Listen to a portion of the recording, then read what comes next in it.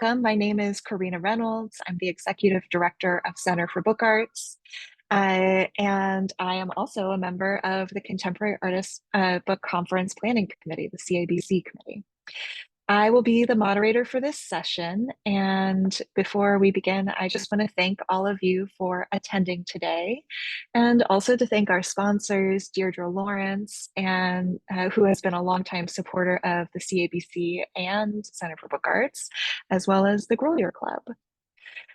Before we begin, let's see here. So this year's title of the conference is Artist Books as Expanded Literacy.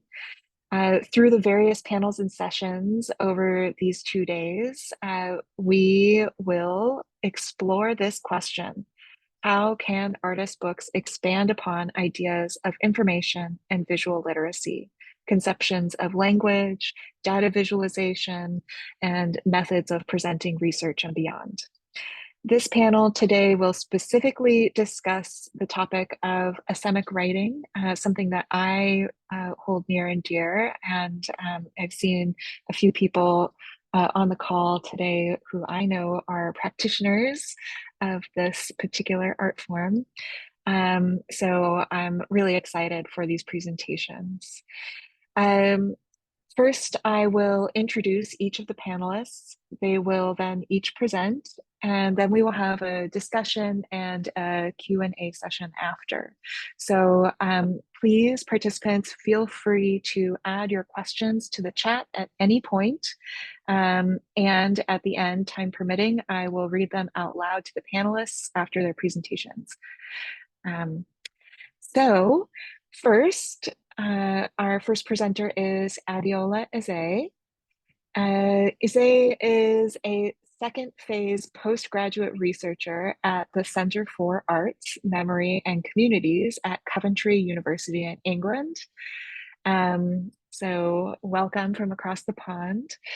She has a research interest that critically assesses the discovery, preservation, reception, and reuse of ancient book formats in contemporary literature. Her research, the reception of ancient book formats in contemporary literature, investigates the significance of ancient book formats before printing presses in facilitating a deeper understanding of the dynamic relationship between historical contexts and contemporary literature. She examines the contemporary awareness of ancient book forms in literature and how these ancient materials and formats have affected contemporary literature and art. The research raises questions like, are the contemporary writers experimenting with ancient book formats? If yes, how? What are they hinting at? And how are scholars reinterpreting and interacting with ancient book formats? After Adeola presents, our second presenter will be Gabby Hernandez. Gabby Hernandez is a Costa Rican designer, associate professor, endowed chair of graphic design, and interim assistant director of the University of Arkansas School of Art. She is the founder of Story and Material, a bilingual design research and making initiative that looks into the connections between identity, visual storytelling, memory, and materiality. She experiments with texture, image, type, visual juxtapositions, touching on cultural identity and heritage. This is applied to her teaching through the development of visual storytelling methods that help individuals unearth their unique visual languages as a way to demonstrate how decoloniality in design starts by making a space for one's own expression. Gabby's professional and scholarly work on multidisciplinary, decolonial, anti-racist, equitable, and inclusive design has taken place in multiple countries and has been disseminated nationally and internationally on journals and at professional conferences since 2010. And then after Gabby. Our third and final presenter for this session will be Blair Johnson. Blair Johnson is a teacher, writer, and poet based in Brooklyn, New York. She received her MFA in poetry from Washington University in St. Louis and is a PhD candidate in the poetics program at the University at Buffalo. Her obsessions include unfaithful translations, the material specificity of paper and screens, and code as poetic language. Her work has been published in Diagram, Boston Review, Best American Experimental Writing, the Tusculum Review, and Quarantine Public Library. Since 2020, she has worked as a web and book designer for Essay Press. So please give a warm welcome to all three of our presenters, and first up, Adeola.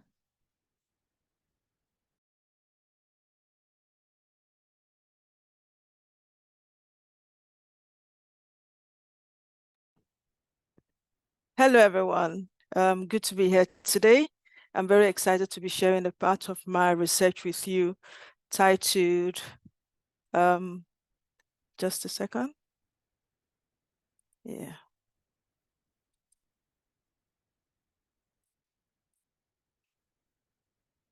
Yeah, so that's my part of my research titled Disrupting Conventions, Asemic Writing and its Connections to Ancient Textual Forms. Can you confirm if you can see my screen, please? All right, beautiful. In the field of experimental expressions, Asemic writing stands as an intersection of the textual, visual, and artistic domains. Peter Schrenger, a scholar and resident fellow at the University of Western Ontario Centre for the Study of Theory and Criticism, in his 2019 work, Asemic, The Art of Writing, the first critical study of Asemic writing, defines it as writing that does not attempt to communicate any message other than its own nature as writing. Michael Jacobson, an American writer and artist, describes it as a wordless, open semantic form of writing that diverges from traditional literacy forms. Often described as a shadow, expression, or abstraction of conventional writing, Asemic writing breaks free from the constraints of linguistic meaning, instead embracing the full spectrum of abstract artistry. Asemic writing, by its very nature, foregrounds marks on the page devoid of semantic meaning, challenging established beliefs about the fundamental nature of writing, language, and signification. In his study, Schrenger links Asemic writing primarily to the experimental calligraphy of 8th century China and 20th century avant-garde movement, tracing its origins to influential figures like Henri Michaud, Roland Barthes, and Cy Twombly. However, my study reveals a deeper historical foundation for Asemic writing, tracing its origins back to antiquity.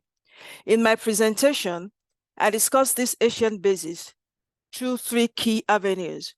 One, examining the etymology of Asemic, emphasizing its Greek roots, meaning sign or mark, analyzing Derrida's notion of Asemic spacing, reminiscent of Greek scriptural continua, evaluating Cecil Touchon's remark of his work as palimpsestic compositions and universally indecipherable, both expressions engaging with antiquity, while demonstrating how, despite the unreadability of Asemic text itself, the visual elements of Asemic works can convey significance or multiple interpretations.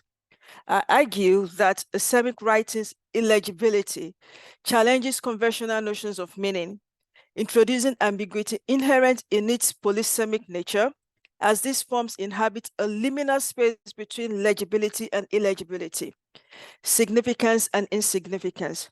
Through this analysis, my research establishes Asemic writing as deeply rooted in history and positions it within a lineage of experimental, non-semantic approaches to communication. To start with, I talk about the etymology of the term Asemic.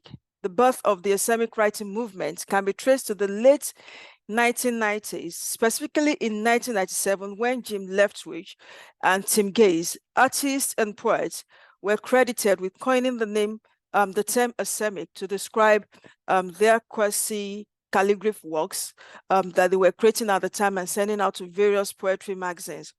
This act of naming and defining the genre is seen as the birth of the Asemic writing movement. However, the term Asemic has its origins in Greek language.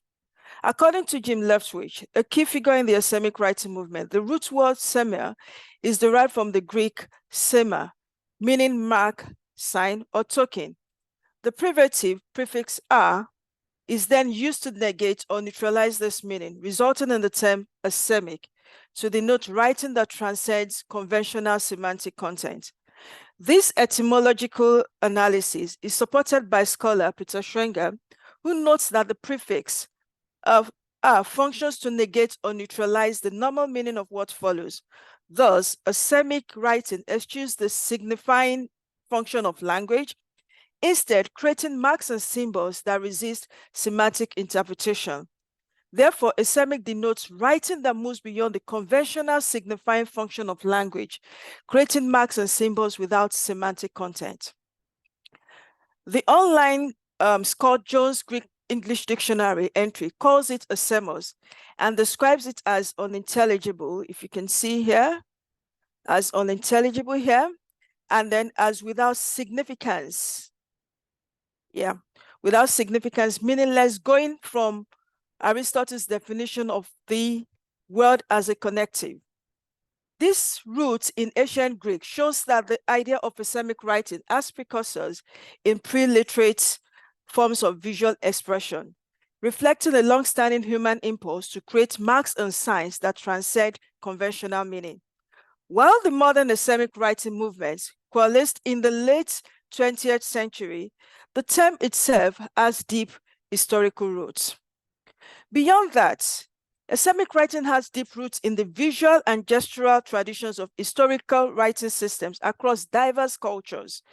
Asemic writing is said to resemble and be inspired by a multitude of actual languages, including Asian, African, and Middle Eastern alphabets. These ancient writing systems are often characterized by fluid gestural strokes, intricate abstract patterns, and a sense of rhythmic movement that transcends semantic meaning.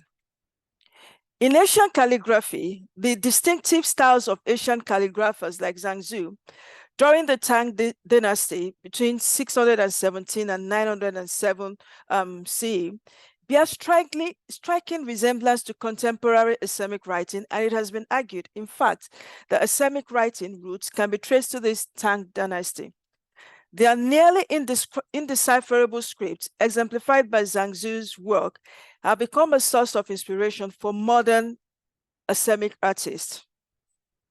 Similarly, ancient African writing traditions, from Egyptian hieroglyphs to the Ge'ez script of Ethiopia and Eritrea, showcase abstract forms and visual symbolism that resonate with the aesthetic qualities of Asemic work. The Ge'ez script, for example, combine word and image to create aesthetically powerful objects of healing and devotion, such as illuminated manuscripts, icons, and prayer scrolls. Moving on, African writing tradition systems, such as the Nsibidi script by various ethnic groups in southern eastern Nigeria, exemplify a form of ideographic writing characterized by elaborate systems and symbols and pictorial representations. Nsibidi is notable for its contextual and subjective nature, where a single symbol can represent multiple concepts, and a single concept can be communicated through different symbols. If you move down to the Middle East, Arabic calligraphy has been integral to Islamic culture for centuries. Renowned for its complex geometric patterns and flowing lines, it beautifully captures the belief that the purity of writing reflects the purity of the soul. But I'll say, rather than simply imitating these ancient scripts, Asemic writers today seek to capture the calligraphic fluidity, textural richness, and primal mark-making that characterize these historical writing forms, considering that writing and graphic systems are dynamic, imaginative means for communicating ideas visually. By drawing inspiration from the aesthetics of the past, Asemic writers or Asemic artists push the boundaries of what constitutes writing as a medium, liberating it from its conventional role as a carrier of linguistic meaning. Now I move on to talk about Asemic spacing and the Greek scriptio continua. The term Asemic has been employed by the French philosopher Jacques Derrida. Derrida, in his research of the foundational principles that govern the meaning and function of written communication, introduces the concept of Asemic spacing as the supplementary mark of the blank. As Strenger rightly points out, Derrida's concept of Asemic spacing refers to the blank or empty space between words, which is seized as supplementary mark that facilitates communication without possessing any inherent meaning. This idea of the spaces between words being significant, even though they lack semantic content, directly recalls the ancient Greek writing practice of scriptio continua, where the spaces between words were a crucial but semantically asemic element of the written text. Scriptio continua was the Greek writing style where words were written in a broken sequence without spaces between them. Derrida's concept of Asemic spacing draws a parallel between this ancient Greek writing convention and the blank spaces that function in a semiotic capacity, enabling meaning making without being inherently meaningful themselves. This emphasizes that text having spaces, but those spaces lacking significance, just like in Greek texts that had no space. By implication, Asemic writing can be seen as a contemporary manifestation of a much longer tradition of visual, gestural, and conceptual forms of writing that challenge the primacy of linguistic writing. Now, having positioned Asemic writing as a work of antiquity, I will now discuss Cecil Touchon's works. American artist Cecil Touchon is known for his diverse artistic practice, including painting and visual poetry. Two of his recent works, Asemic Writing, Poetic Structures, and the Cecil Touchon Asemic Reader, both published in 2019, demonstrate his engagement with the concept of Asemic writing. Touchon's approach to Asemic writing involves the deconstruction of pre-established linguistic constructs. It works with a variety of found materials, such as unwanted electronic communications and public promotional materials, to create what it calls palimpsestic compositions. These works supposedly build upon the idea of the palimpsest, where older texts are partially erased and overwritten, leaving traces of the original. Despite Touchon's recognition as an artist and the growing interest in his work, there has been a lack of scholarly attention paid to his unique approach to Asemic writing. In this section of my presentation, I will discuss how Cecil Touchon interacts with antiquity in two distinct manners. In an interview piece on his website, Touchon aptly describes his work by saying, "I figure out ways to subvert a pre-existing order by overwriting an already existing printed communication, using the structure as the basis of my palimpsestic composition.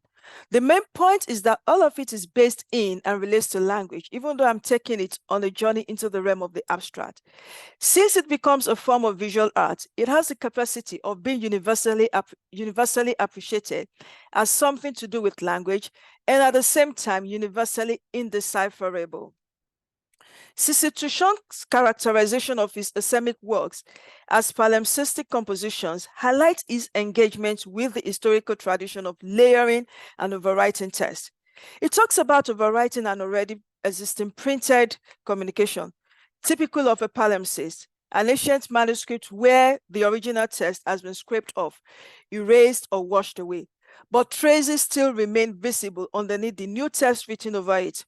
Touchon draws inspiration from various sources, including restaurant receipts, magazine lists, and literary excerpts to imprint his Asemic works. He sees the structure of the pre-existing text as a foundation upon which he builds his compositions, similar to the layering of a text in a palimpsest. This connection to the palimpsest positions Touchon's practice within a broader lineage of repurposing and reinterpreting existing written forms. Looking at Touchon's Asemic art here, we see how it captures the essence of a palimpsest by demonstrating the coexistence of underlying and overlying text. If you are to look very well at the picture that I have up on the screen, if you look behind the text at the surface, you'll see there's a shadow of a text at the back. The layered overwritten asemic elements obscure and disrupt the legibility of the original printed text, challenging the viewer's expectation of how written language should be structured and organized. This layered arrangement serves as a structural framework, allowing Touchon the creative freedom to manipulate and reconfigure these pages as palimpsestic compositions. However, while this piece gives the impression of layering and overwriting text, they diverge from traditional palimpsests in two significant ways. First, there is a lack of physical effacement. In a traditional palimpsest, new text is written over previously erased older text, resulting in multiple layers of legible text on a single parchment. However, Touchon claims to be overwriting an already existing printed communication, which cannot be erased or wiped off without causing irreparable damage to the material. Therefore, no form of physical effacement is produced as Touchon creates these palimpsestic works. Second, there is an absence of legibility in the upper text. In a palimpsest, the overwritten text is intended to be deciphered and read by the viewer or the reader, allowing them to derive meaning from the layered text. But Touchon's overwritten text lacks legibility and only preserves the abstract signs and symbols of Asemic writing, as you can see on the screen. This distinguishes them from palimpsest, as Asemic writing often lacks any discernible readability that would enable the reader to derive meaning from it. I'm inclined to infer that Touchon scribbles over the underlying text are his ways of inviting us to think of the text beneath. But then, this notion is implausible even in the context of palimpsest, as palimpsests are intended to reveal the writing on the surface when they are discovered. These divergences then raises questions about the validity of Touchon's characterization of his works as palimpsestic compositions. While I agree that he engages with the concept of layering and overwriting text, the lack of physical effacement and the absence of legibility in the upper text in his works sets them apart from the historical tradition of the palimpsest. Rather than engaging with the palimpsest context in its traditional sense, I would say Touchon appropriates the idea for his contemporary artistic expression, potentially as a means of asserting his experimental approach. By deconstructing and reconstructing printed language elements through his overwriting practices, Touchon creates abstract compositions that still retain a connection to language.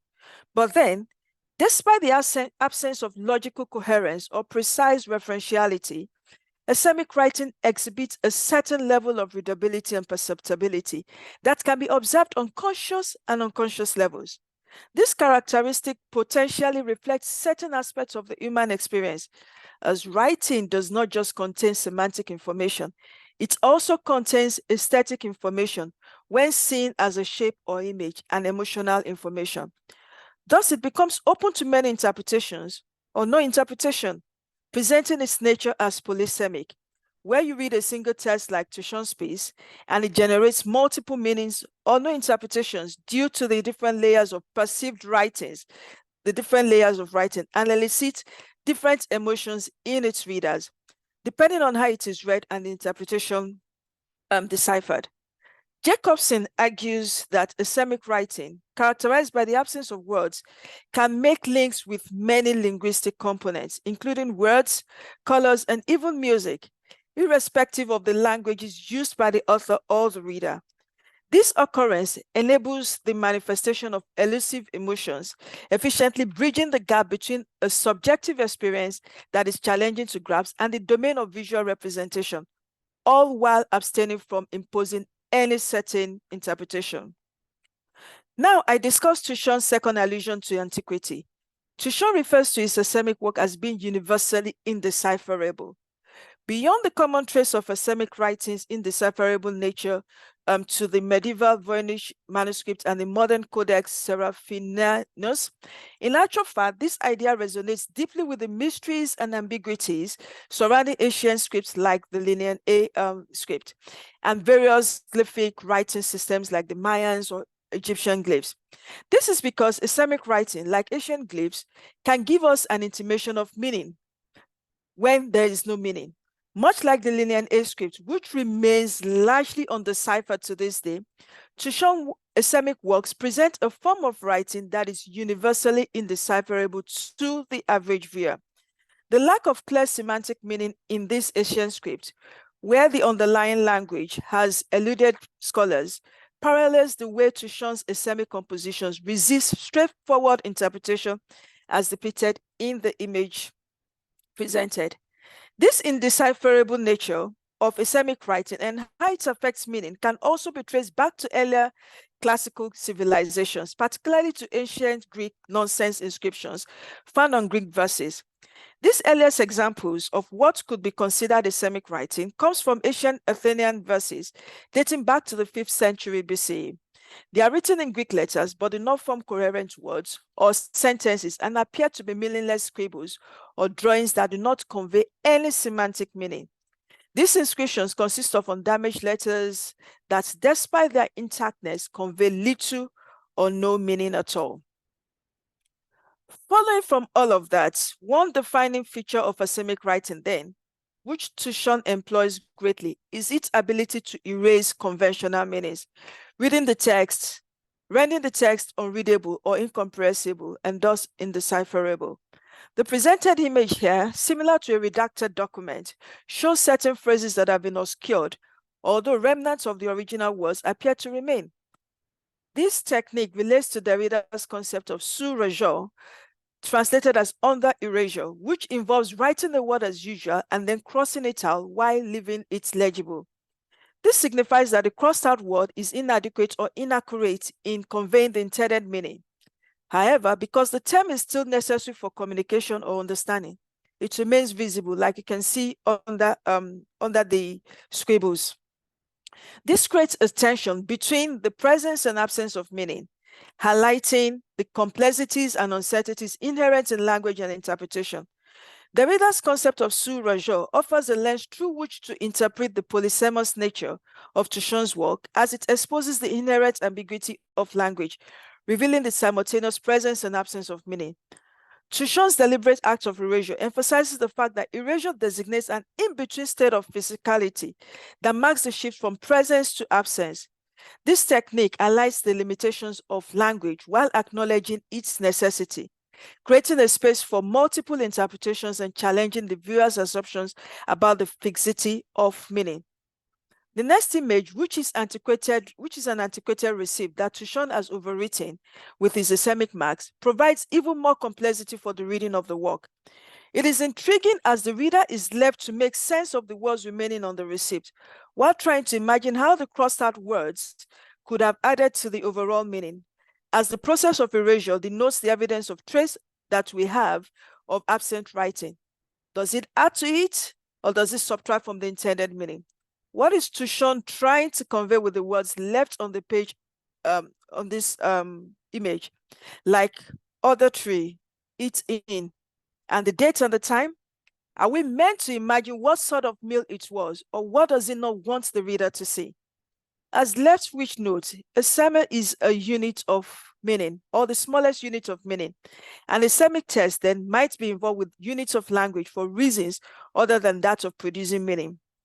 It further contends, there is no such thing as Asemic writing. In fact, there is no such thing as Asemic anything.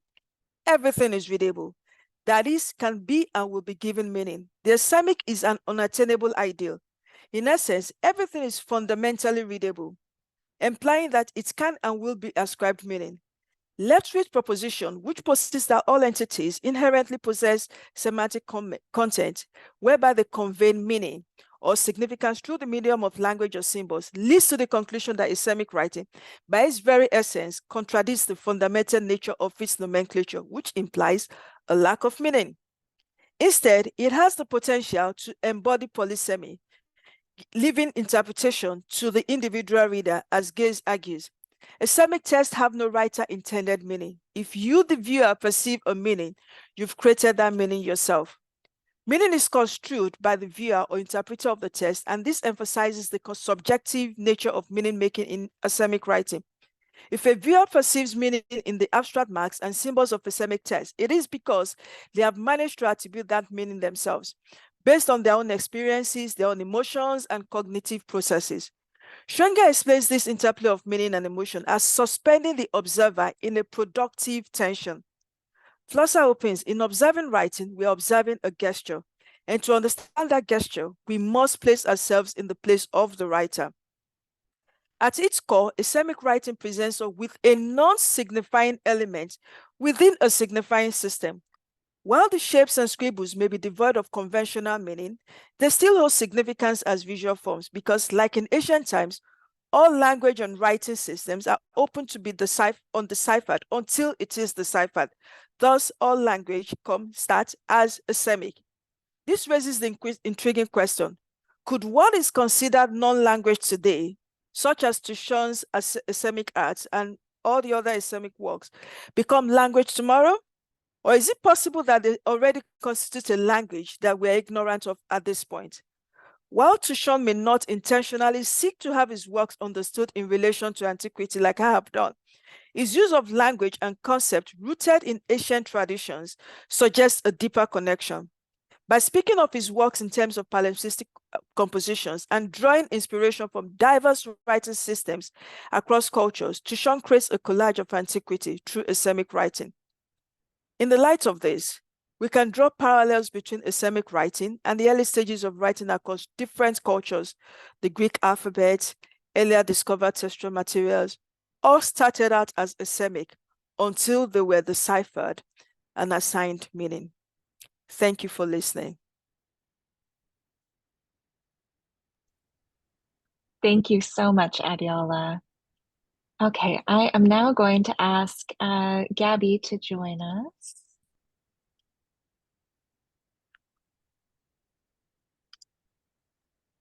I've been here the whole time. Oh, perfect. Let me just spotlight you. All right. Right. Whoa. Okay. I'm going to share my screen. Hold on. That was amazing, Adeola. So informative. Thank you. Yeah, it was great. Let me see. Oh, okay. Full mode screen. Here we go.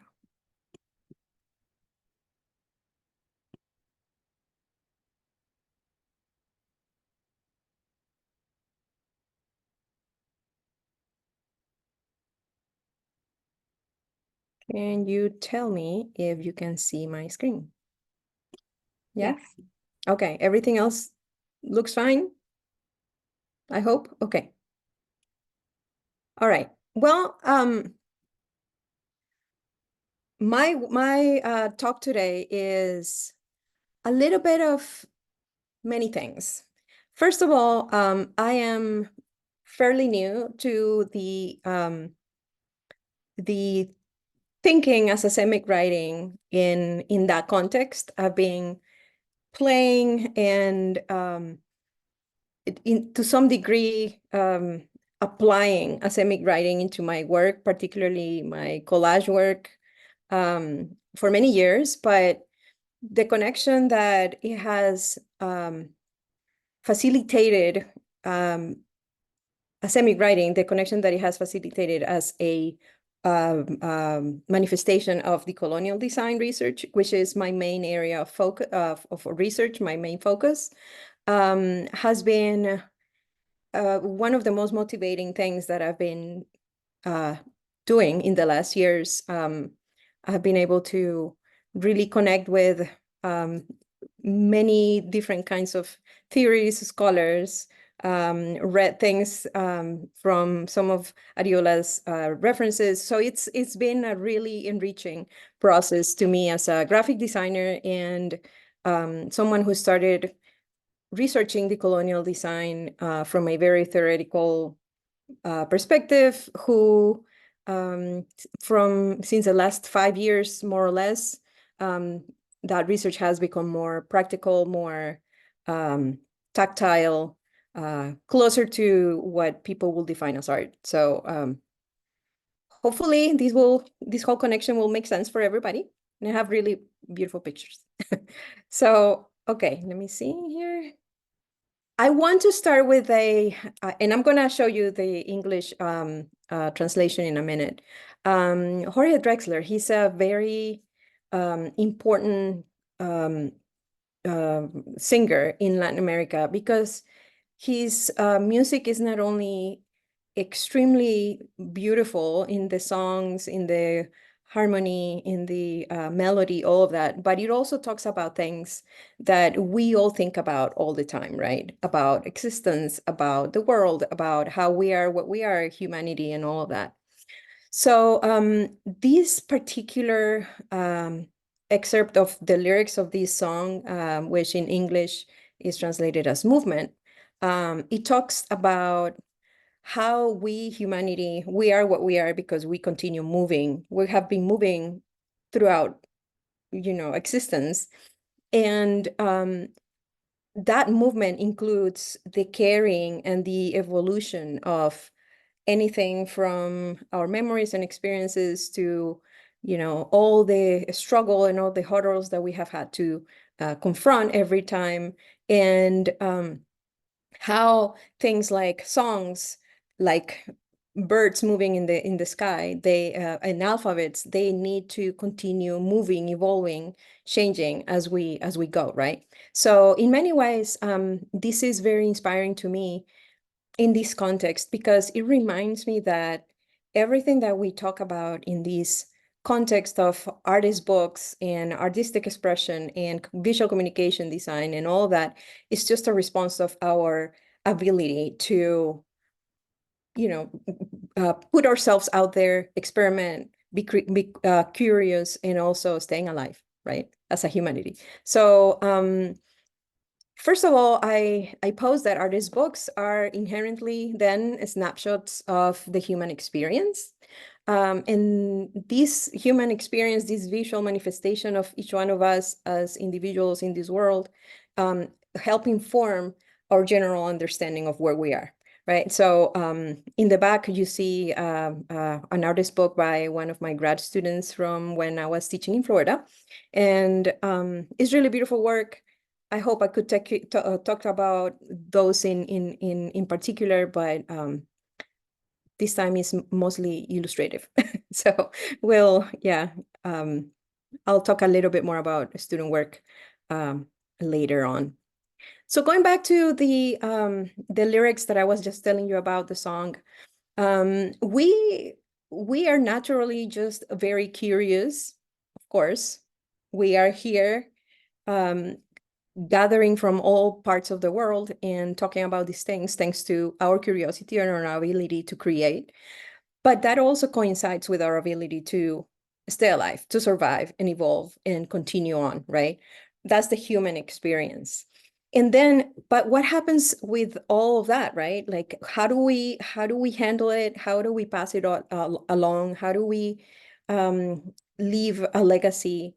How do we develop that sense of belonging, and how do we preserve it, right? So at the end of the day, my interest in decolonial design research and also cultural identity and Asemic writing and artist books as tools to maintain that are probably up there in the top of the things that we create because we need to create, because we need to put ourselves out there, because we don't want to forget or allow people forget that we existed and we had these experiences, right? So these four aspects of the human experience are the ones that I feel the most interested about in my research. And at the end of the day, is that what we are really trying to make sense of, right? It's really interesting how we try to share a collectivity of understanding of everything we make. But at the same time, when it comes to the other and the not understanding, that's what has created in many ways what we understand today as colonialism and imposition and all the horrible things that we know that happen all the time across history that minimize cultures and it's exclusionary and oppressive, right? Where one reality is what actually counts. So, you know, this unlearning and this constant relearning about our context and ourselves is, again, what makes us make. And when it comes to just focusing on ourselves, you know, with those stories, again, we express what we see, what we feel, what we learn. We're finite beings hoping to leave a legacy.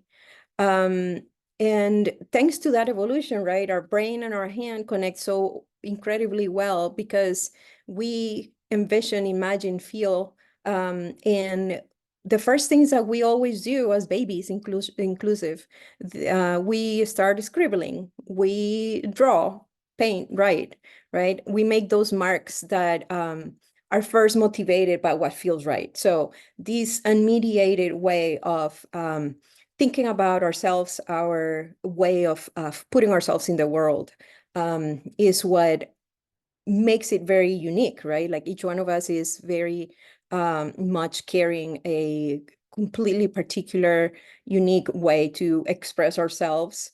And we don't always have the opportunity to do that kind of discovery, that process of discovery and this process of nurturing that natural creativity of creation, because we're very often, if not probably most of the time, being mediated and influenced by, you know, those perspectives and those imaginaries that are oppressive, colonialist, and just trying to hide any kind of thing that doesn't really align to that, right?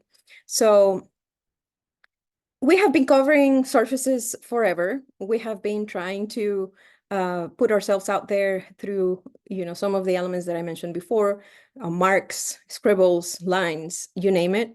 And because we're also different in producing so many different things, we became very interested in the other, right? So there is this duality of they are making this, we're making this. I don't understand that. You know, they don't understand me. How can we create this balance between the unknown, the asemic, and the things that we are trying to do to keep ourselves alive, to survive, things that make sense, right? So we try to preserve that knowledge. And eventually, this all started to be put together into folios, into sheets, into books, right? That is the medium that we're dealing with today here. So it's really interesting to think about how we started drawing on stone to this day that we are able to not only make our own paper, but also get paper made from anywhere in the world, you know, as this way to transcribe that expression that we want to put out there for ourselves and our culture. So I want to do a little parenthesis just to tell you a little bit about what I try to do with all this knowledge in the classroom. So I bring examples of artists, designers, illustrators, photographers to the classroom to try to explain my students who have been in spaces that are completely mediated by colonialist ways of thinking, the westernized canon, all of that. I bring those to the classroom and compare with the things that they have been seeing as the official, the historical, the facts, and how all that self-expression that many people call folk or vernacular, or, you know, those things that happen more naturally, more organically, and not so much in the space of let's make art as the establishment opposes it. All of this helps them see and understand how not only our context and our culture influence the way that we make, that we think, that we respond to messages and communication and feelings and situations, but also how that influences the way that we communicate all of those abstract feelings and situations and thoughts that are very, very difficult to express organically under canonical knowledge, right? So one of the things that I've been really excited about in the last years is the concept of cartonera publishing, which is, for me, probably one of the most liberating ways of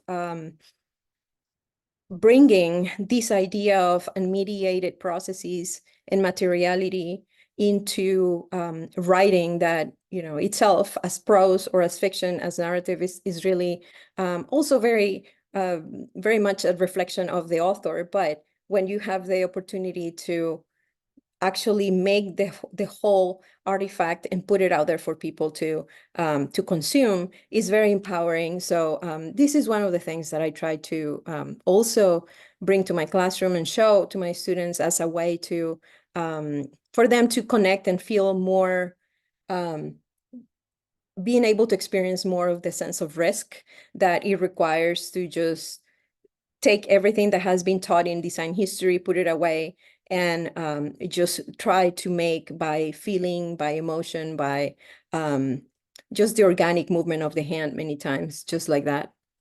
So, and all of that, you know, the writing, the form make, the mark making, the format, trying to put together materials and things that feel right for each one of my students can be reflected perfectly into artist books, right? That for me are just the perfect way to just manifest a collection of those expressions, visual expressions. So this is work that my students have made before in terms of artist books, trying to recapture identity, culture, and that sense of belonging first, that helps them identify, you know, a series of elements, visual cues that guide them to define what a potentially unmediated visual language could be for themselves, right? So we identify obviously a lot of colors that are coming from, let's say, nature.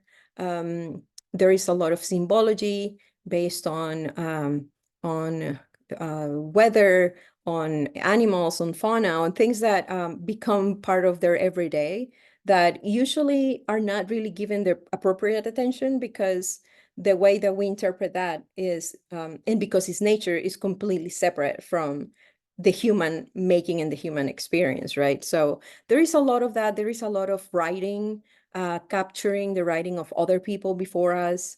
My mother had a beautiful script, and she also was the person who introduced me since very, very early age to shorthand writing, which for me was an absolute mystery, and I loved it to this day, because it relates so much to that idea of making sense without it being completely obvious or readable for everybody, right? So it became like this kind of codification of language that we understand, but when codified, it stops being understandable, right? Unless you know how to do it well, which, you know, in many ways has their asemic qualities as well. So this is student work. And speaking of asemic writing, this is something that I've started to bring more consciously as just like how we experiment with shapes, color, forms, textures.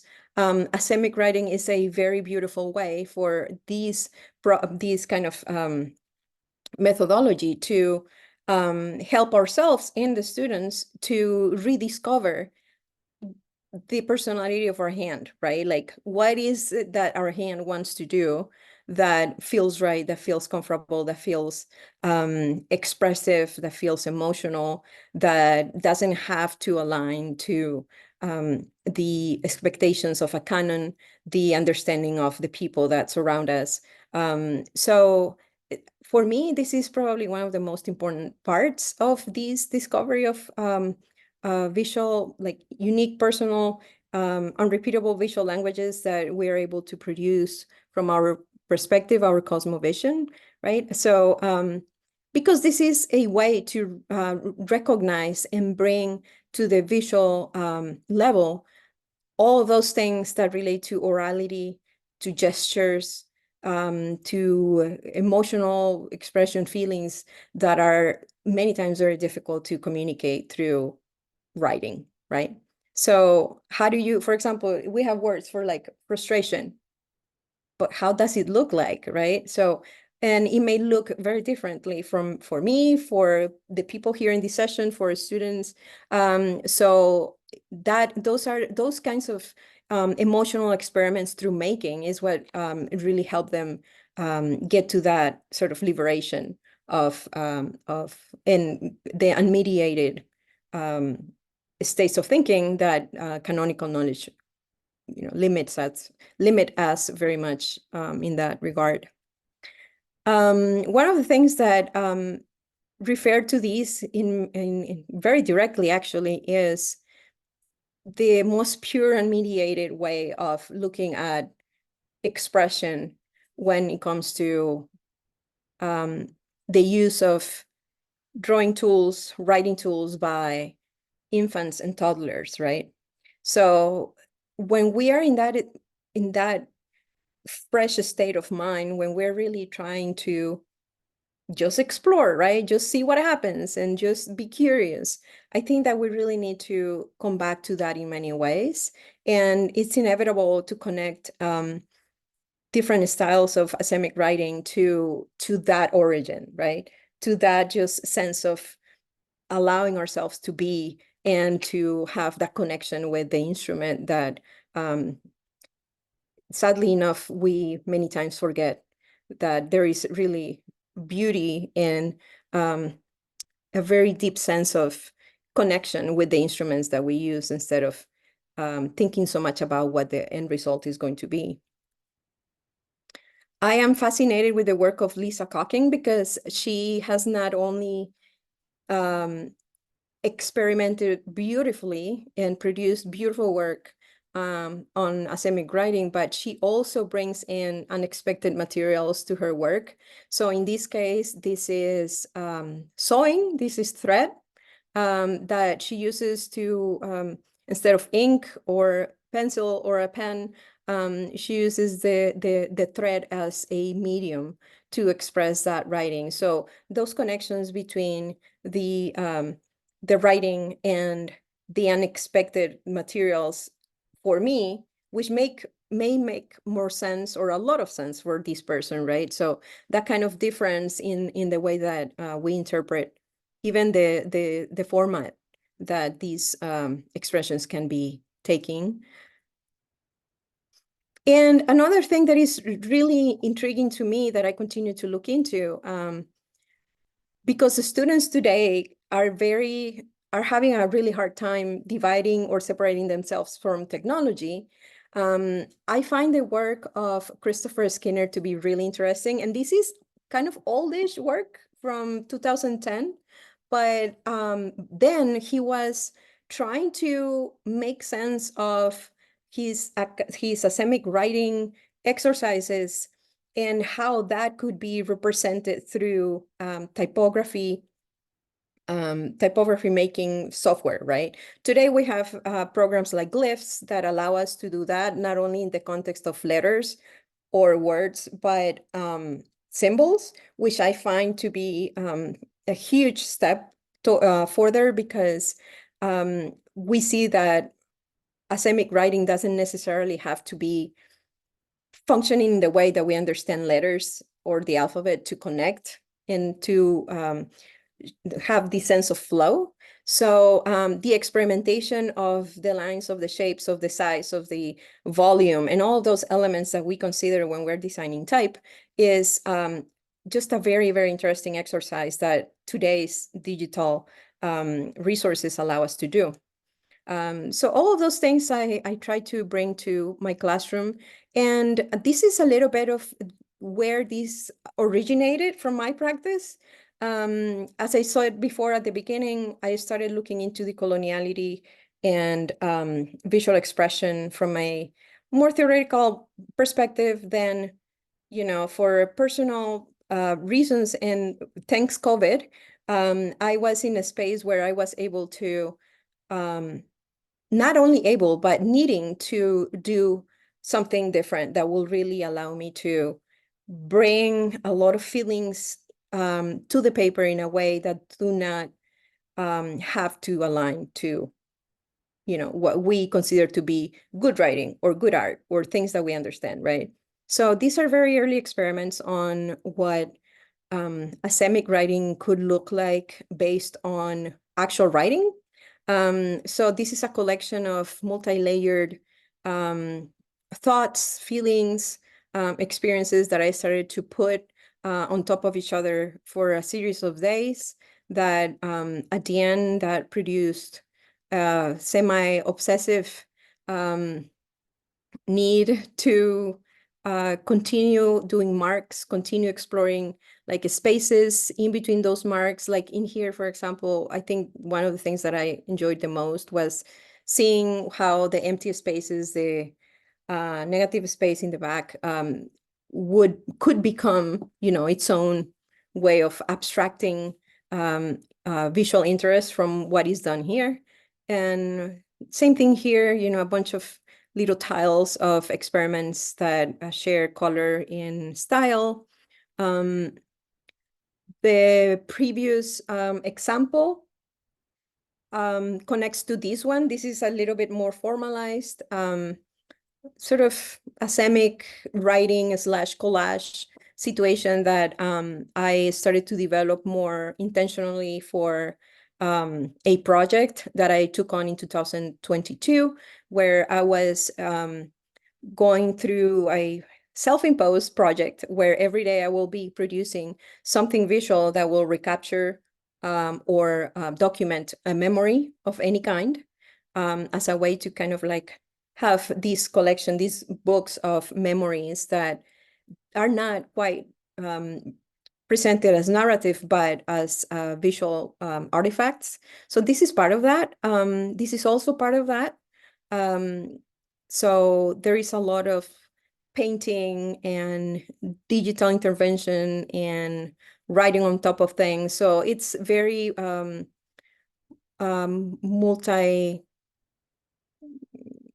Stylistically, it uses many different influences, but also the media is very mixed and coming from different areas of design and visual creation.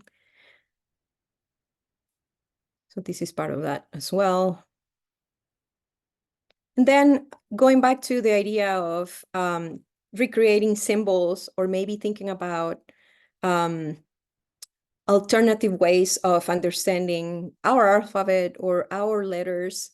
I also went through a series of experiments that will deal with this kind of idea of, how much of what we make, even though it's completely emotional, experimental, and organic, how much of that could eventually actually have meaning, right? Like, how do we read our own? Which Adeola, before, she mentioned in some parts of her presentation, that sort of duality between what makes sense and for who, right? So it's really interesting that we always try to make sense of things. And just a little bit more of experimentation that came to be realized as altering books, interventions, textual discoveries that, for example, in some of the blur areas in the left, where the paint and the gesso cover the text and it becomes almost unreadable, so all of those little discoveries that just bring this sense of emotion and surprise to the work that sometimes happens very naturally. So and just a final little example of my ventures in book arts. that this one is a little bit more photographic and where I expose myself and my struggles with attention deficit disorder and what it means in my surroundings, what it means in my house, how it looks like, basically. So not totally related to asemic writing, but to the idea of books, right, as formats for communicating these. This all takes us in a little more formal way to that idea of oppression and colonialism that I was talking about before. So this is basically the imposition of that kind of Western knowledge canons, and it invalidates or validates what we do based on how closely it aligns to those hegemonic ideas, right? Those hegemonic imaginaries that have been imposed to us, particularly to marginalized communities and cultures for centuries, that have always been considered, not as formal or not as informed as other formal ways of art, right? Like talking about design history and all of the things that we're missing in those courses. As a way to kind of recap and to bring everything together, in visual communication and design research, the resisting of these colonialist and canonical impositions really just help us learn more about what design across the world has been, not today or not yesterday, but for many centuries, for millennia. And because this is all very pluralistic, very human, organic way to, express this curiosity and preserve knowledge that doesn't look like what has been put in front of us. For students today, for example, it's really important to be exposed to that, to be able to see it, to visit museums or visit collections. Or I recently took a group of grad students to the Center for Book Arts, actually, where we were able to see a lot of work by book arts artists that show a lot of that kind of unintervened or uninfluenced or very organic, very natural way of presenting themselves. This is a very liberatory aspect of artist books, because they support the discovery and that documentation of those visual languages that we want to bring to the surface. And these are, accessible tools, very accessible tools, actually, that really help us expand ourselves, but also resist those impositions, those aesthetic impositions, because if we think about it, we don't really have to invest on pretty much anything to start this kind of work, right? And going back to the idea of the connection of materiality with this kind of work in artist books and even asemic writing, forever people have been using what they have available around them, right? From the little piece of charcoal and the little pebble to write on top of a big stone or a slate, to making their own paper out of banana leaves. We have always had that chance, right? So the formality of the canon really limit us, even in the possibility of us using whatever it's available to us at the moment and around us, right? This is one of my absolute favorite images that I have found through my research. And this is an altered book that basically talks about, or gives us a sense of like a starting point to think about a problem that today is even more pressing and more preoccupying to researchers and makers, which is the censorship of books, right, and contents. So when we are able to utilize the idea of artist books and put our hand into the materials and forming things in a way that help us not only do that process through a liberatory dynamic, but also to put ourselves out there as a form of protest, of trying to ask new questions and to provoke discussion through something that doesn't at all simulate, that idea of perfectly bound books and perfectly laid out books that, now are being taken away from us. But, how much of that really is a natural part of the human evolution? Is it really that we continue struggling against otherness and what other people are, in which ways different from us? So artist books and the making of it really is a great opportunity, not only to allow ourselves to move away from those perspectives and those canons, but also to create for the sake of liberation and protest.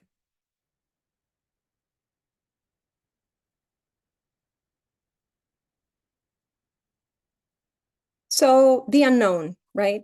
Languages, symbols, and non-traditional art practices, everything that has been historically marginalized. That's what we carried inside us. Even if we are part of a colonialist or oppressive context, it's really important to understand that we really have the ability to produce, make, and put ourselves out there visually in materials, in writing or books or art forms that will demonstrate that the decoloniality process starts within us, right? And we need to allow ourselves to do that kind of stuff without the pressure of or the mediation of imposition or imposed knowledges. At the end of the day, artist books are decoloniality vessels, and because book artists are really putting themselves, little bits of themselves, and each folio in each page, and having the opportunity to just express that immense divergence in the human experience, it really helps us, as I said before, expanding and bringing light to those things that are abstract, unrepeatable thoughts, memories that would not only help us maintain and preserve and pass along knowledge, but also tell our own stories and make sure that people know that we existed in our own way.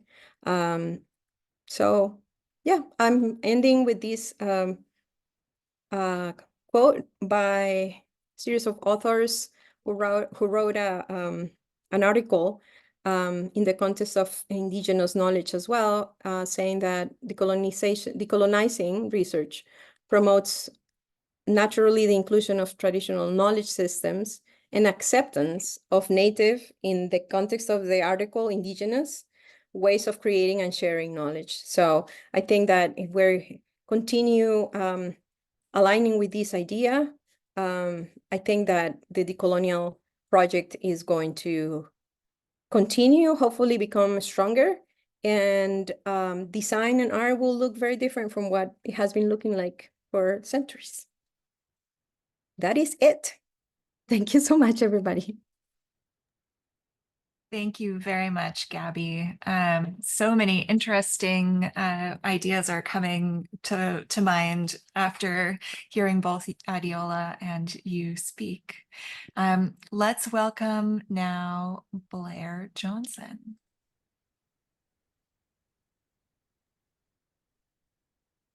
Hi, everyone.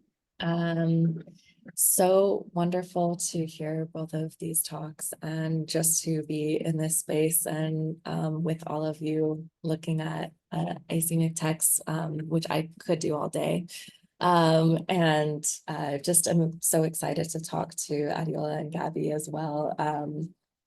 And I'm also very happy to be in this trio, bringing in the ancient and bringing in these really core senses of embodiment, especially because I'm going to be talking about computation and the hyper contemporary.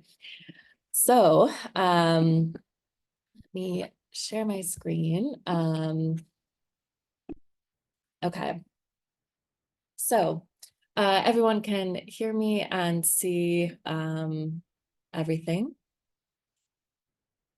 Yes, great. Okay, thank you. All right, so my talk is Numbering the Word, the Smudging and Smushing of Linguistic Matter in Alison Parrish's Ahi Tid Yuridi Ti Isa. I'm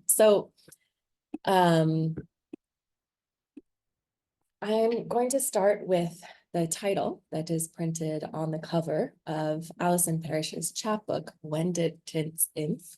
And ask, how did these letter forms get here?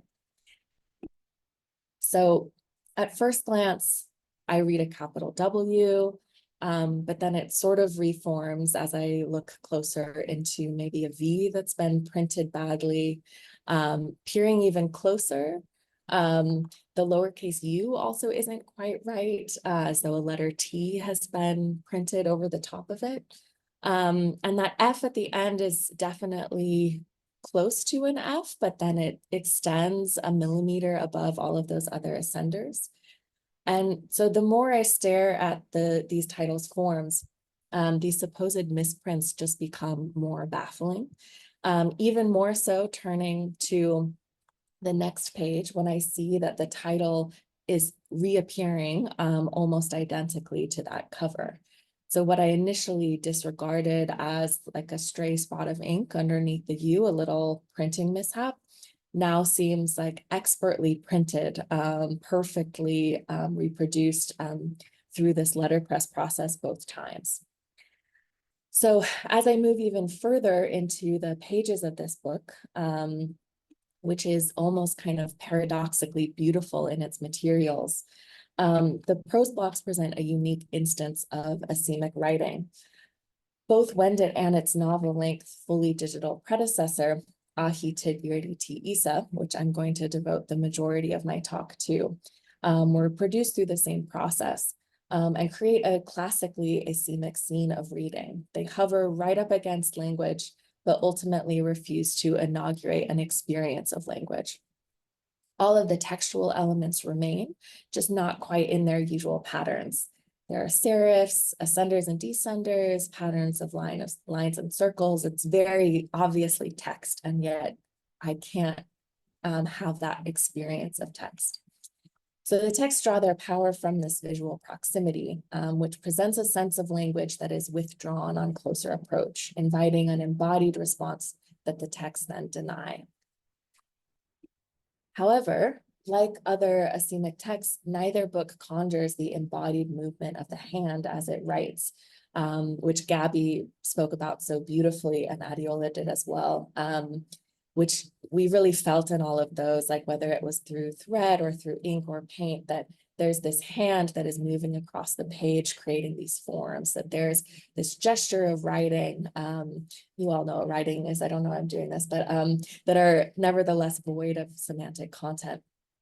So like in one of my favorite projects by Renee Gladman, Prose Architectures, there's just a real sense of ink on paper and a hand moving in a lot of these texts that is really blatantly missing from what Alison Parrish is doing.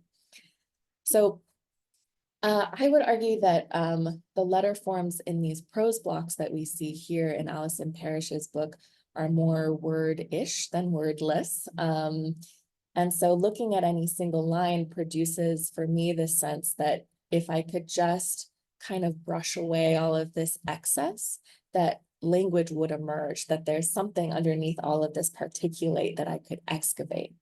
So I'm not even getting this sense of typing as I might in a more kind of digital, maybe even palimpsestic version. What I really understand from looking at this is a sense of the machine as it's printing, or even though this is an accurate kind of misprinting. I feel like as though a printer is having like a really bad time getting ink onto the page, as opposed to feeling the presence of a human. I feel like even though this is coming at this from a different approach, from a different sense of materiality, I feel like both of these projects still produce the similar friction point as other texts, which is between recognition and estrangement. So that hinge between these sense and nonsense that has been brought up earlier. So Adeola also mentioned Peter Schwanger in his book, Asemic, The Art of Writing. But he talks about how this dissonance comes from the really close proximity to writing, that, quote, by replacing the familiar signs of the alphabet with its own enigmatic signs, most asemic writing preserves the linear organization of conventional writing. The result is a kind of cognitive dissonance. Writing is evoked at the same time that we are estranged from it. So Ahitid's denial of meaning accentuates its inscriptional mechanics, or what Michael Jacobson, which Adeola also brought up, describes as the, quote, shadow, impression, and abstraction of conventional writing in asemic texts. It is both abstract and material, a writing that, quote, reminds us that writing is material, that it depends on a materiality that is meaningless in itself. So before I turn to the specific materiality that the language in these texts rely on as a way to answer my initial question of how do we get these letter forms, I want to talk a little bit more generally about Alison Parrish and her work. So she is a poet and a programmer, and is really, I think, rarely situated in both of those worlds very firmly. And she describes herself as a poet who explores the unusual phenomena that blossom when language and computers meet. Her work frequently sits at the hinge where computational models encounter language, and she often uses one system to illuminate the other, where each are made newly strange. So Parrish herself draws connection between her work and the work of procedural writing and illegible for how it uses math as a way to explore language.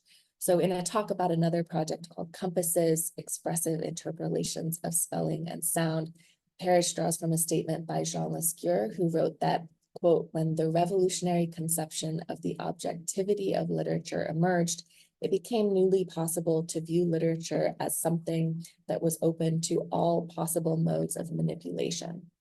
In short, like mathematics, literature could be explored. Lescure goes on to call language, quote, a concrete object, and argues that one can therefore operate on it as on other objects of science.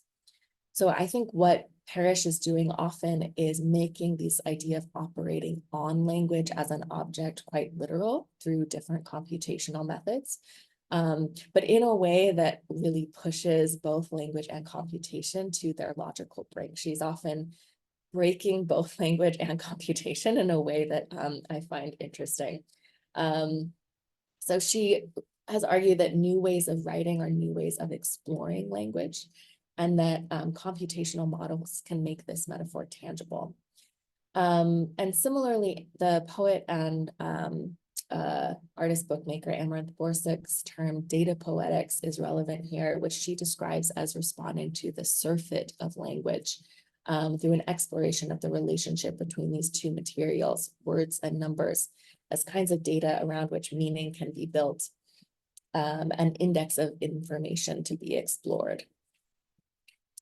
So I think in this present moment, we have vast amounts of language circulating as data, which is generated, manipulated, handled, spoken, and read both by humans and computers.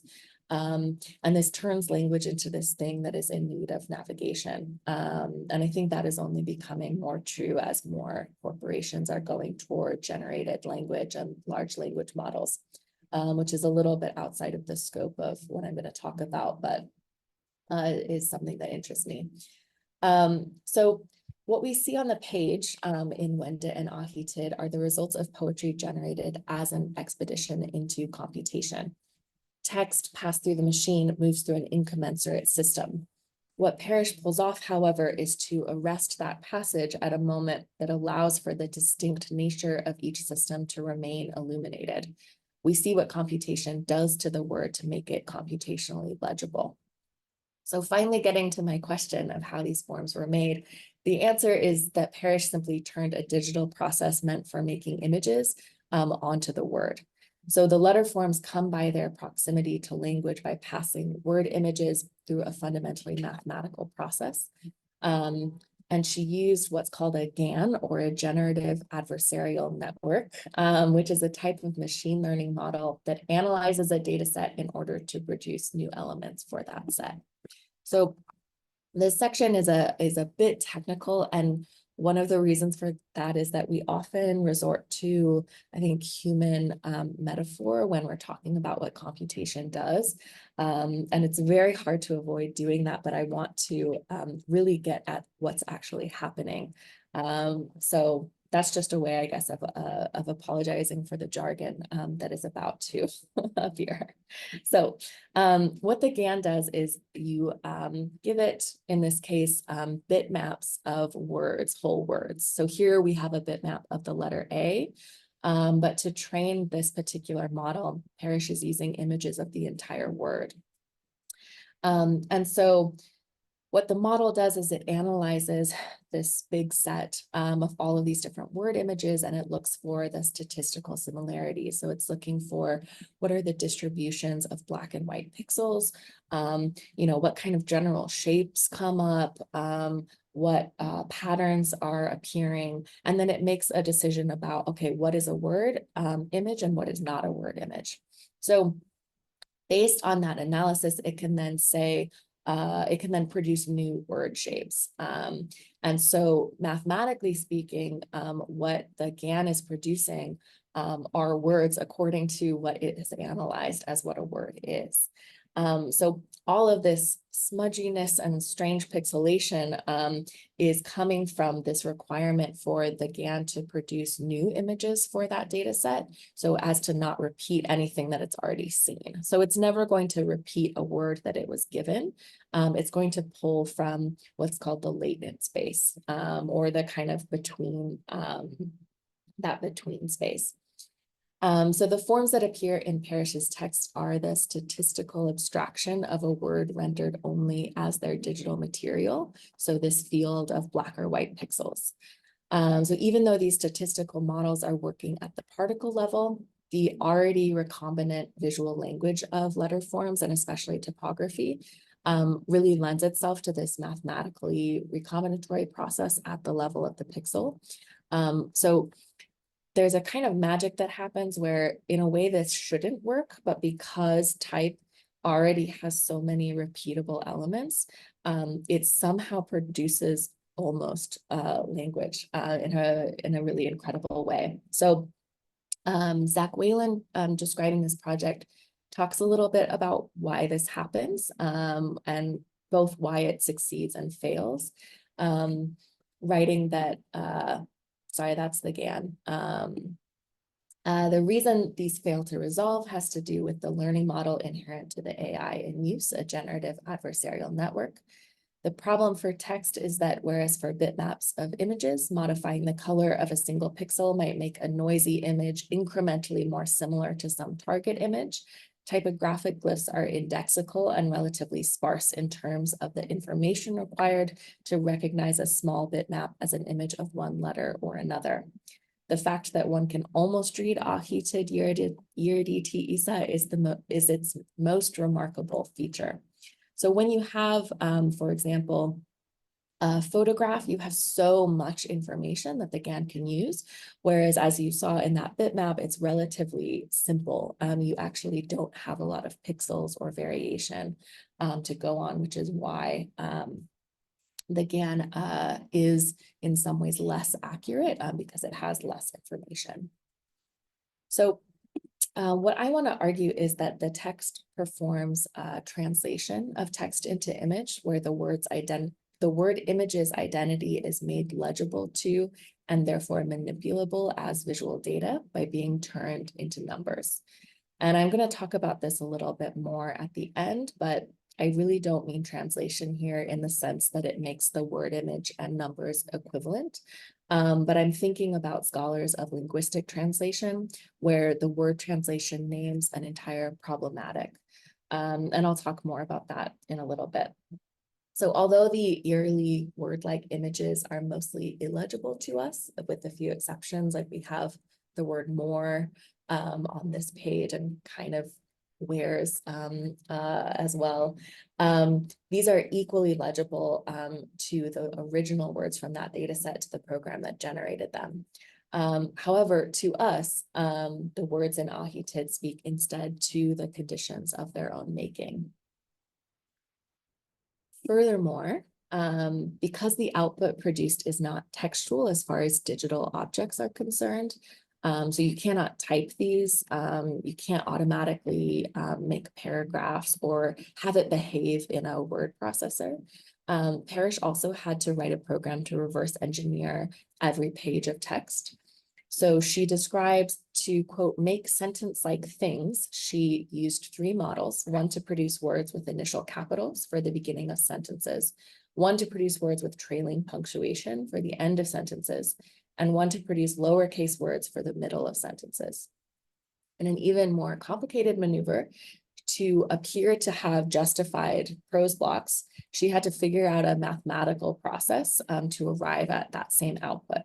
So she did this by making sure, quote, the difference between the sum of the word's widths and the width of the text box is distributed evenly as spacing between each word. So she basically is calculating all of this white space and then distributing that. So all of this, she's kind of reverse engineering through these mathematical processes. So the result is that she creates these spreads that are very convincingly page-like, even though they are following none of the same processes by which we normally arrive at pages, whether through letterpress, through pre-digital printing, or through word processing. So it's text to us on its surface, but digitally, it's really not a textual object. It's an entirely visual object in terms of its digital identity. By doing this, she's really inscribing the entire field of each page as this mathematical surface, as something that's been numerically determined. So space gets quantified, and the page becomes purely imagistic. It's really being seen as this collection of pixels. Matthew Kirschenbaum, who's a new media scholar, has described pixels as, quote, just a brilliant prism for the shadow of computation. Here's and here's and here's and here's that resemble shapes and images in the aggregate. But there are no fuller and more substantial things behind those shadows. He stresses that any image that emerges from these pixels is a projection, an extrapolation, a computation.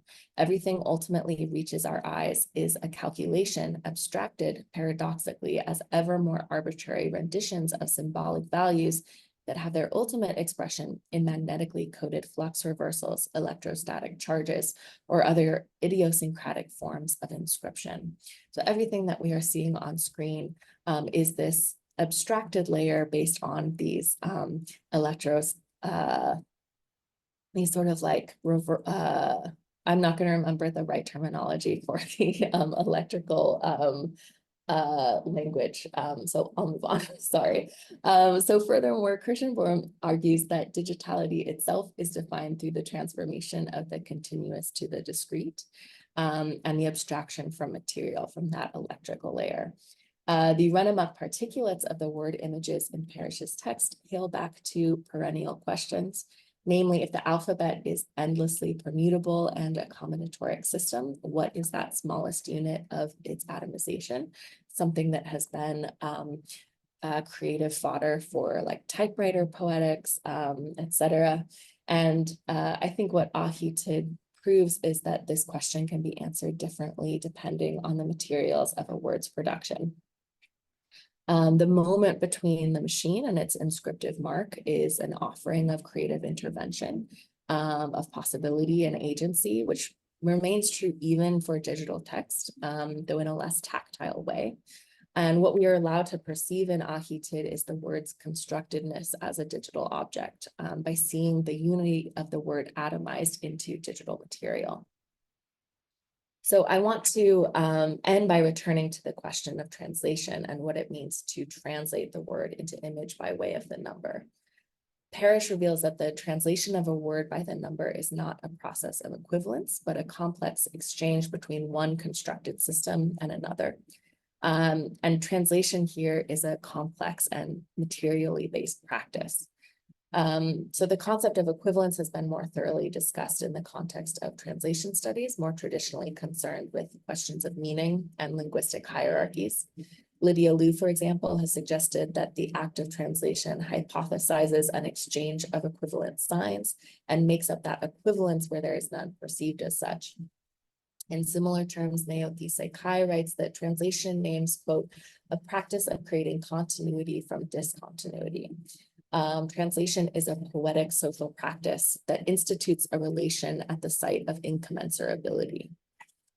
So something that I found that was interesting to me as I was doing research is that when translation appears in the context of computation, and the supposedly universal language of numbers, equivalence once again returns as a given.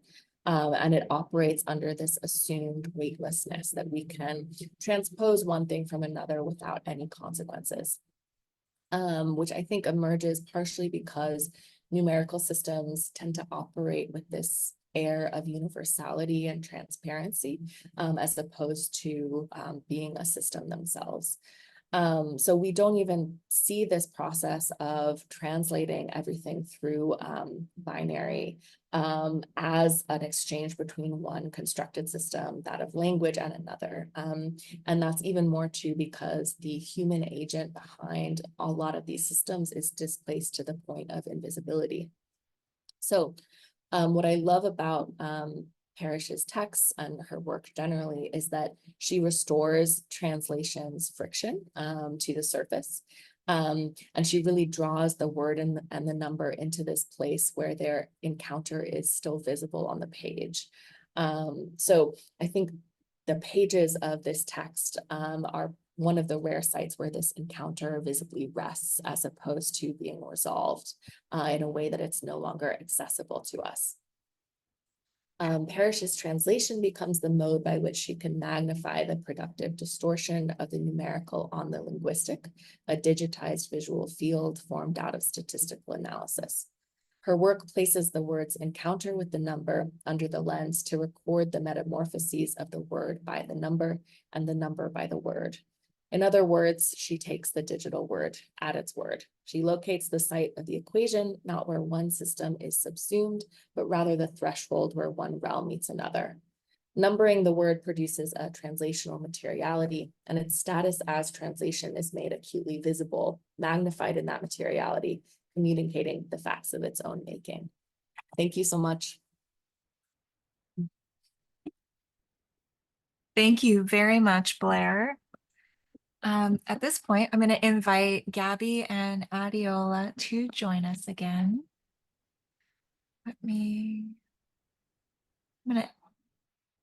Yeah, we're here. Okay, great. I'm going to remove the spotlight so that we're all here and can see each other. Wow, what a fascinating three presentations. I'm just kind of blown away and I have so many ideas going through my mind. Thank you, all three of you, for three completely different but absolutely engaging presentations. So we have about 40 minutes until the next session starts. So I just want to jump straight into asking if Adeola, Gabby, or Blair have questions for each other before going into any of the audience questions. And a reminder to the audience, if you have questions, please pop them in the chat and I will read them out loud in just a minute. Okay.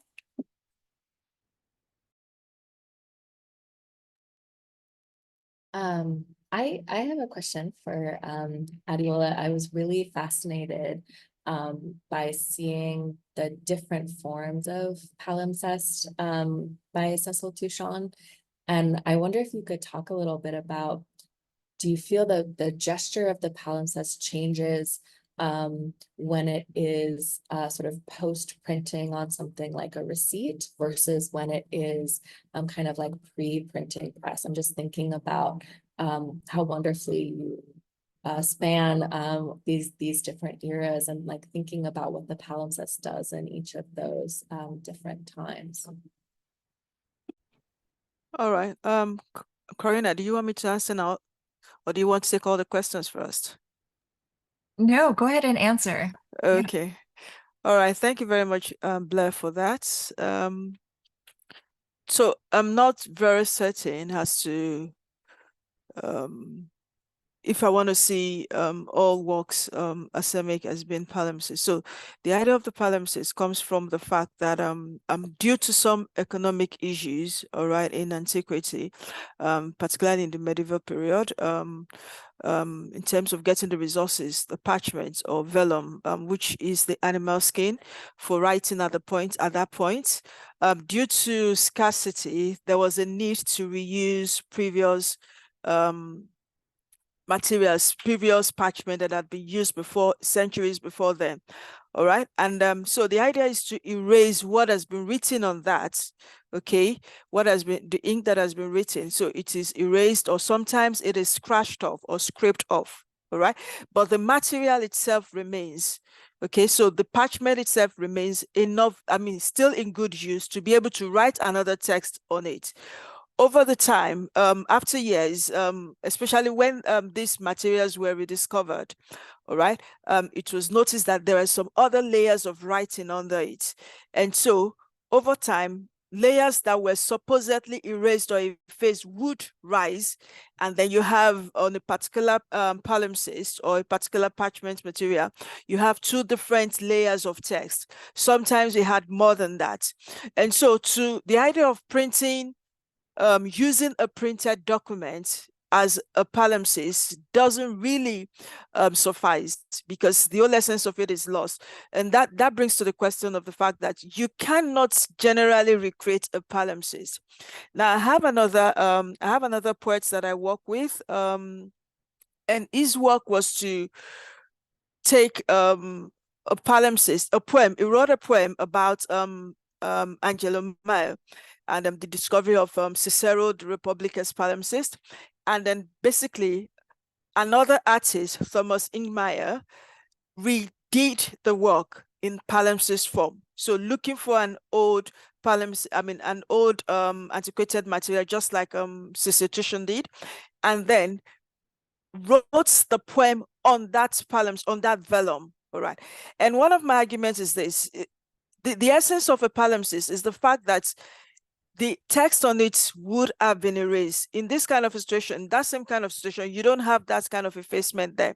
So the initial text was not erased to make room for a new one. And then it comes as a necessity for you to recreate a palimpsest. It is that you have a manuscript that you're in need of to use again. And of course, because of the digital age that we have, most works are printed. You cannot erase this. And so taking a work and then putting another layer of the work is, yes, you've been experimental, but not really reproducing a palimpsest in the way the traditional palimpsest is. I don't know if I've answered your question. No, that was absolutely and really fascinating, and thinking about those scarcity of materials, and yeah, really generative. Thank you. All right, thank you. So there was a question earlier on, Corina. Do you want me to go ahead and attend to that? Yes, please let do. me see. Yeah. It says, do you consider all erasure work to be examples of asemic writing, or only certain instances? And if so, what aspects would make an erasure work Asemic writing? Going further as part of your research, are you developing, refining any wider framework for categorizing, analyzing Asemic work? All right, thank you very much. That's a really an interesting question. My research is still ongoing. So in terms of the looking at a wider framework for categorizing, analyzing Asemic work, I think maybe it's something I could look into. My research is primarily looking at how contemporary artists are engaging with antiquity. So we want to see what the contemporary awareness is of some formal writing before the printing press.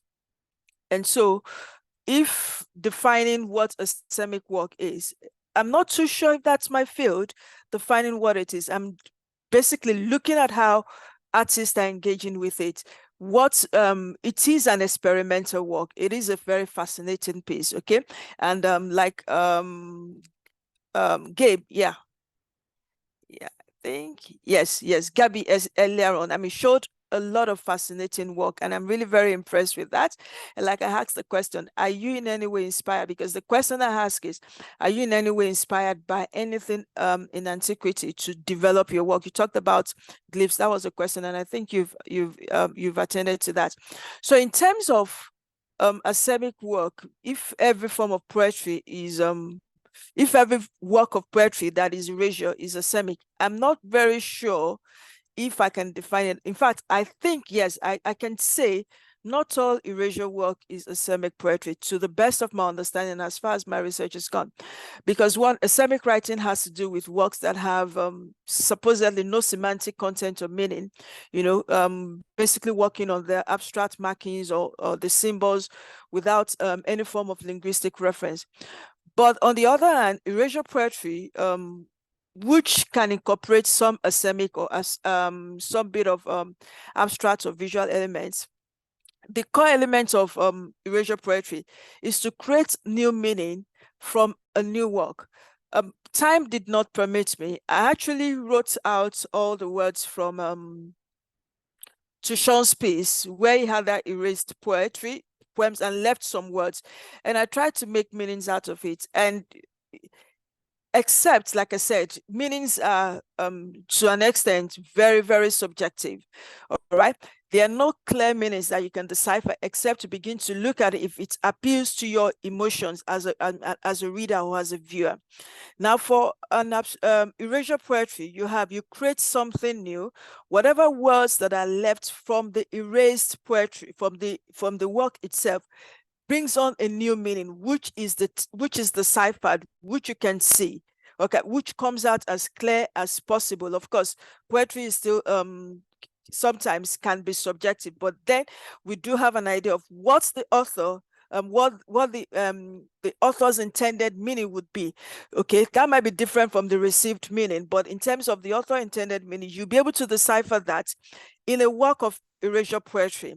And so I wouldn't say all poetry are Asemic. They could bear some poetic works could bear some forms of Asemic in their content, in the way it is written, or in the development of it in terms of the visual. If you're looking at the visual, you're trying to make meanings of it based on visual aspect of the poem, or you're looking at the typographic elements that have been used. But in an erasure poetry, the remaining words usually would form a new poem. And that in itself would maintain some kind of semantic meaning that might be different from the initial poem, from the initial context, if you were to put all the words. But, being a new set of words that have been created out from a piece, I think like black art poetry, okay, being a new set of words, those new set of words would generally create a new meaning. I don't know if I've answered the question there.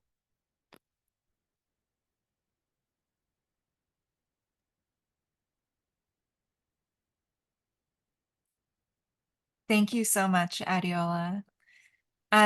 So I think I misspoke earlier. We have just a few more minutes, so maybe let's try to figure out what the last question is that we have for the speakers. I think there's a question there for Gabby, but let me just quickly add. So I have my references, just to mention, I know someone requested the references for my work. So at the moment, what I have is a complete list of the reference for the chapter, for a whole chapter of my work on Asemic writing. So not just limited to this particular presentation. So what I can do, I'm going to drop my email in the chat box, and if you can kindly send me an email immediately, I'll send you the PDF of everything. All right. I don't know if it's going to be needed by everyone, so I don't think there's any need to drop it here. But if it's if you want it particularly, you could send me an email, and then I can send you. It's a complete list of the whole chapter, and it's still a work in progress anyway. So yeah.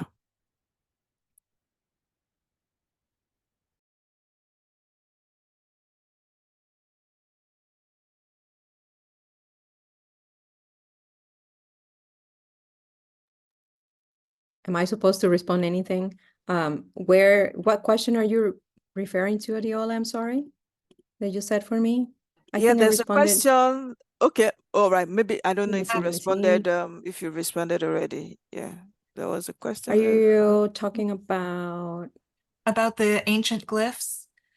No, Oh, it yeah. says no, it says I think question to Gabby. What do you think about discussions? But I think you responded already Oh, about yeah. discussions I wrote around a paper digital. Yeah, underneath. yeah, I see that. All right Yeah. then. But it's a great question. I think that, when we think about how decoloniality looks like today, in a moment that is so influenced and so impacted by digital technology, there is undoubtedly a need to discuss these more in depth with data, particularly. And before I forget, there is a really beautiful book called Data Feminism.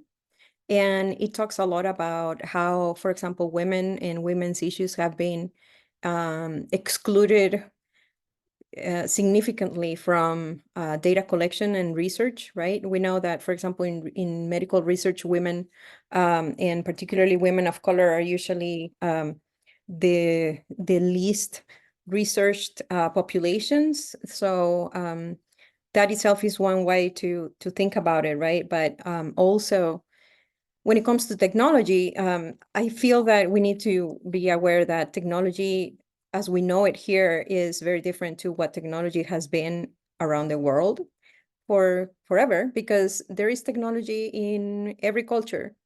But the way that we understand it and use it today is just very much based on our own Western imaginary. So it's really important to be conscious that a lot of the inaccess or lack of access to technology in marginalized countries, in what many people call the third world countries, is merely an imposition, and many times a lot of that technology that is brought to these communities or countries is completely unnecessary, or just part of the globalization project. So it's really a lot about subtracting and accumulation of wealth, right? And that touches every corner of the world. So in short, it's a lot about how we think about these topics and terms, and who are they benefiting, and because this is a way of aggression and oppression, it's really important to know the source and the who is behind that, right? So yeah, that's why I wrote it. Gabby, Blair has, I think, one last question for you, and maybe that can be Oh, yeah, I can see that. Maybe that can The brain and the hand and the personality of the hand. I'm curious if you have any exercises you use in your daily practice, or how you give that link priority in your making. Well, I think that is partly research-based and partly my own way of working, because while we were in the meeting, I have hundreds of It doesn't show very well. There you go. Hundreds of these like little very organic exercises in my journals. And it's a lot about having something in the hand to not lose the opportunity to just make, you know. I really enjoy just drawing or writing as ugly as I can or as loud as I can in the paper when it comes to trying to express a something that is so abstract that no writing could really make it, give it, or make it justice. So it's really a lot of that kind of like allowing the hand to just be, and not waiting to have the right tool or the right material to do whatever. And I love that sense of mystery, right? Of, okay, I have, I don't know, this marker in my hand, and I just start just letting myself put it on a surface and just see what happens. So a lot of my own auto-ethnographic study of what is my visual language has been stemming from a lot of that daily practice. And I think that when I started to allowing myself doing that, that's when I think that I really started to feel much more comfortable with the uniqueness of the things that I make, or the uniqueness of the way that I draw or I write, or I like to write in a script, and in many ways I see my mom's hand in that, right? Like there is this direct influence of family, of people around me, and the context as well that manifests into that. And then the movement of the script also influences the way that I draw my shapes, and how I move around a space, or how I present myself, right? So there is like this whole cohesiveness in the way that one expresses and presents themselves in the world that I think touches all our different levels, the psyche, the physical, the expression, what we make, how we talk, right? So and see if I'm not missing any parts of the question. Yeah, exercises, daily practice. Well, it is a priority for me, Blair, because it is a way of decompressing and helping my neurodivergency when it comes to issues that are particularly difficult for me to follow, like conferences or presentations or workshops. So making actually helped me digest information, and that I guess it has influenced in many ways the amount of work that I am always making, right? So pretty much that's it. And I think just giving ourselves permission to just do without it to being following a specific objective or idea or project, right? Not everything has to be gallery perfect or publishing perfect or in any way, right? So I think that's where all of that is coming from. Yeah, thank you, Gabby. I also just wanted to say all of your work that you shared was beautiful.